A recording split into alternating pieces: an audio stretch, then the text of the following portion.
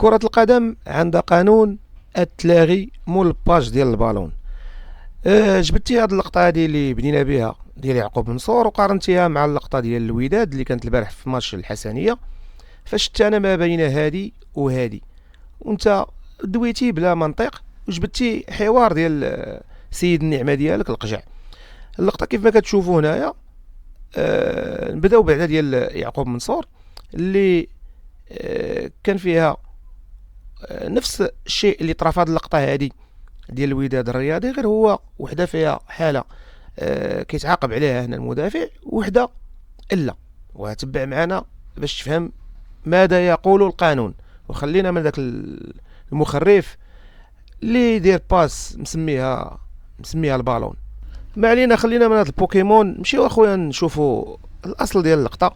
كيف ما كيعرف جميع كره القدم رياضه جماعيه فيها الكونتاكت، فيها الاحتكاك، وهادشي اللي هنا في هاد اللقطه هادي. قبل ما تكون هاد اللقطه اللي محل الجدل، انا اللاعب كيوجه تعليمات اللاعبين، الاخوه راه اللي توشى الاخر راه غادي ندير معاه اللازم. هنا غادي يستأنف اللاعب بعد ما الحكم كيف ما قلنا وجه تعليمات اللاعبين. سونطراج من عند زياش. هنا الكونتاكت، غنشوفوا الكونتاكت هنايا دقه دقه.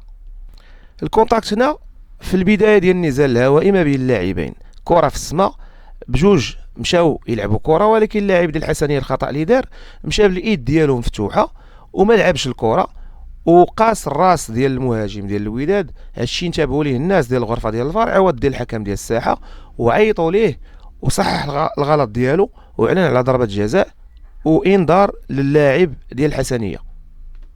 ندوزو دابا اللقطه ديال يعقوب منصور. الاصل ديال اللقطه هي هاد ضربه خطا.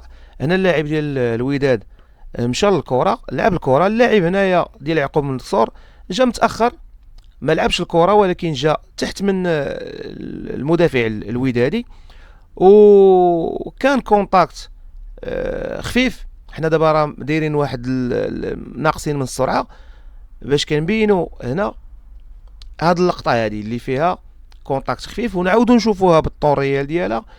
ما كانش شي حاجه كتستدعي ان اللاعب، واخا اللاعب راه بقى مغط في الارض مده طويله، ما كانش شي حاجه كتستدعي ان الحكم يعلن على شي حاجه. والناس في الفار راه عندهم كاع لي كاميرا متاحين باش يعطيهم صوره من جميع الزوايا، وكانت فيها شي حاجه كنعيطوا على الحكم ديال الساعه وكنعلن على ضربه جزاء.